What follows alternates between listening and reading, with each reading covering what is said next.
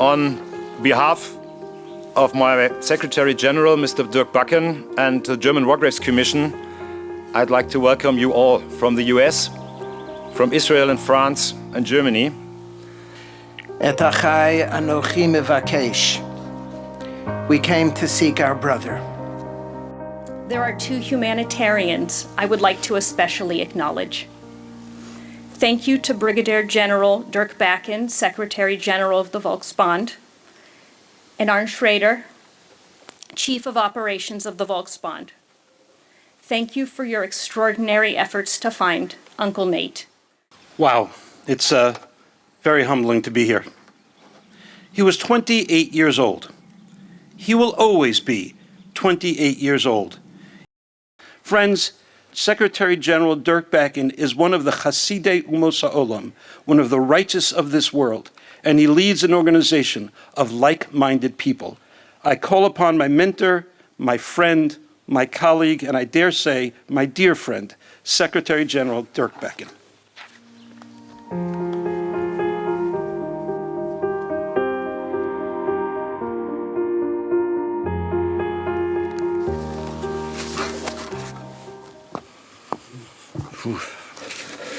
Difficult to speak now. I'm so honored by all of your presence and by the words that you have found. For me and my team, that's a whole organization that stands behind me. So, dear members of the Baskind family, and of course, our hosts here, Madame la Maire et Monsieur le Maire, dear friends and allied partners from Operation Benjamin, distinguished guests, and ladies and gentlemen. Today, we have gathered in the German War Cemetery, Marigny. And we stand at a mass grave, which has been the burial site for over 50 German soldiers and for First Lieutenant Nathan B. Baskind for almost 80. To use a term from Psalm 90 in the most common British translation of the Holy Book, the so-called King James Bible. And it's also known from the famous Gettysburg Address from Abraham Lincoln. And there are many interpretations why Lincoln used that old-fashioned term score, which has its roots in Old English, in Old German, and in Old Norse. I came across an explanation that sounds reasonable to me. He apparently wanted to give his words a solemn introduction. And though I'm far away from following old Abe in his footsteps, the solemn character of this event is quite clear to me. And the fact that we are standing here and that we will stand together the day after tomorrow at the American Normandy Cemetery at Nathan's new headstone with the Shield of David eventually, it fills my heart with humbleness and a warm feeling that we have done the right thing and that everything we did had a divine and benevolent approval from heaven. Marigny today is the final resting place for over 11,000 German soldiers, or should I better say, soldiers that fought in German uniforms. Karl Aschauer, who was also buried in this, or who is still buried in this grave, was Austrian. And yes, we have to tell the truth. There are soldiers of the Waffen-SS buried here. An organization that, despite all its crimes, was granted the status of regular combatants and only by the mercy of the Allied forces. However, I still wrestle today with the term soldier for them, because the guilt of the Waffen-SS is undoubtedly proven today. It was a deeply criminal and brutal organization. Shalom, we met on D-Day in Colville, and I continued afterwards my remembrance journey 3 days later in Tulle, in southern France, where an SS division committed one of the larger war crimes of World War II in France. They hanged 99 mainly young inhabitants of tulle at streetlights and balconies. I find it difficult to call anybody who did this a soldier. The French President Emmanuel Macron had invited us to lay down a wreath at the site where the Nazis dumped the poor dead. And that we do this together with our French friends, that is a very powerful act of today's reconciliation and peace. And yet, it fills my heart with shame. However, it's not a negative emotion I have, it's rather a strong one that inspires me to do the things I do. And there are stories to be told from the war to the younger generation. And that is also an important task the Volksbund fulfills. We reach out to over 30,000 youngsters every year and tell them what happened, what otherwise will fade from our awareness and become a historical event, and that must not happen. Back to Marigny. What is hardly known, I told you that already when you arrived, is that the location here was used as an American war cemetery for over 3,000 fallen US soldiers, right across the street on the other side. And that rock commemorates the 7th US Corps, the Jayhawk Corps, one of the 2 assault corps of Omar Bradley.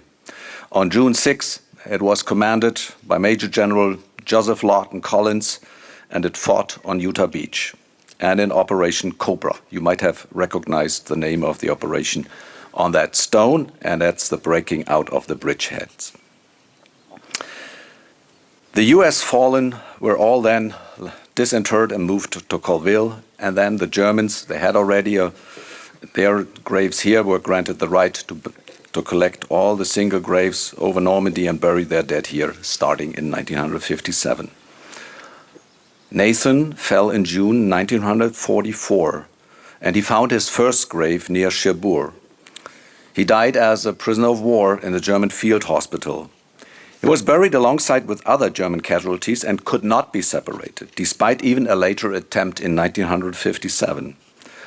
And in autumn last year, we all embarked on a quest with an almost impossible destination: to find the retrievable remains of Nathan. And to be honest, I had known the details of his resting place already for a couple of years before I had to change my mind. And I did this easily. Till then, I always hesitated to open this grave, since the peaceful rest of all the dead is in all religions a matter of holiness, and it should be respected. And of course, I didn't know that there was a family at all. It was through Rabbi Schachter and Shalom Lam that I learned more about the background of this American hero, and that is why I'm wearing my military decorations today, as I'm showing respect to First Lieutenant Nathan B. Baskind. And the larger one here on top, that's the Legion of Merit, which I was awarded by the Secretary of Defense of the United States. Can you imagine this? Has happened 80 years ago. A United States War Minister or Secretary of Defense decorating a German officer. Times have changed, and we can deem ourselves lucky that this has happened. I learned about the wish of the family, and I learned about the fact that Nathan was Jewish, though I must say his first name should have given me a first hunch. It was the time after October 10 last year, after the horrifying mass murder of the Hamas in Israel. I was appalled by the expressions of joy in the Near East, and even more appalled by similar demonstrations all over Europe and in Germany in some communities. Was that the freedom the boys and men like Nathan had fought for, shed their blood in the sands of Normandy beaches? Was that a world I wanted to live in, and even more, a world I wanted my children and grandchildren to live in? The answer is no, no, no, never again. I was 18 years old, serving as a young officer cadet in northern Germany, when during a break Between exercises and live firing training, our company's first sergeant, he had us all mounting a bus and took us to a nearby concentration camp, the concentration camp of Bergen-Belsen, where Anne Frank, you might have heard the name, is buried, where she died. True, I had received many lessons at school about the Holocaust and the sick criminal ideology of the Nazis that they had inflicted on Europe and other places on this globe. I had it all in my brain, but it had not reached my heart yet. I must admit that. But on that day in 1978, there at the mass grave, information became belief and knowledge became attitude, because books became reality. Never again. My own family history is full of stories from the war. Stories of lost homes, refugees expelled from their fatherland, the loss of close relatives. Grandfathers and great-grandfathers had to fight for Kaiser and country, and later for the Nazis. And there is a man who bears my name. There's a man called Private First Class Friedrich Backen, and he's buried just 30 miles north of here, in another war cemetery named Orgland. He was a brother of my grandfather, Christian, who had already lost his life in Poland during the very, very early days of the war in 1939. Friedrich fell near Cherbourg on June 18, just a few days before Nathan. And he left behind a wife and 3 little children. I cannot but admit that I often think that maybe he fell through a bullet of Nathan. Maybe it was the unit of Friedrich which fired the shell that killed Nathan. The tears and pain in both families were very much alike, I suppose.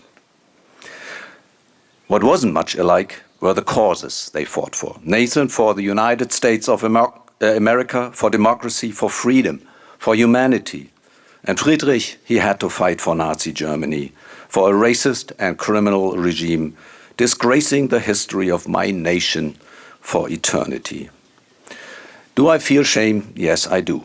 And Max Horkheimer, the great German Jewish philosopher who returned to Germany after the war, once told my generation, "You're not responsible for what has happened, but you are responsible that it will never, ever happen again." True words. Thus, I can stand here today upright and with an open heart because I feel responsible. And it's not a contract that I have signed. It is rather an emotion deeply rooted in my heart. 40 years as a soldier in a democratic nation fending for the same values as my American allies, and 5 years now with the Volksbund working for peace and reconciliation. All those years have not been in vain, and that I'm here today with you is evidence for it. I also sometimes think about a dream that both men, Friedrich and Nathan, had survived the war and would meet near Cherbourg after so many years. Would they be able to shake hands after all what the end of the war then had fully revealed about the German guilt, after all the losses, after so many human lives had vanished from this earth, after Auschwitz and Dachau? I don't know. But I hope they would. That is because I believe in reconciliation. I really do. And it still requires faith and strength from the winners of war to reach out to their former enemies, and even for the generation that follow the war generation. And that you are here today, that is a true sign of your strength, and it is a sign of faith. I'm so deeply touched by your presence, like I was touched when I stood for the first time at that mass grave that might have carried Anne Frank in Bergen-Belsen. For me, it's not strength that it requires. It just requires humble gratitude, and it requires the honest wish to heal the scars of history, at least a bit. What was done cannot be forgiven, but it should never be forgotten, and it must not be forgotten. And thus I want to announce two things here for the first time in public. Firstly, we will enhance this cemetery with educational elements. The story of Nathan shall not only be told in Colville, it should also be told here for all future generations to come. And secondly, we will erect a special sign of remembrance in acknowledgement of the American liberators right here on the spot. It will carry a plate reading, "In memory of First Lieutenant Nathan B. Baskind and all the other American liberators who freed Europe and helped us to build a better future." Those things take a bit of time, so I ask for your patience. It cannot happen tomorrow, but it will be done, and you have my word on it. I close my words with special thanks to everyone involved in this case, and Arne has named them already in the beginning.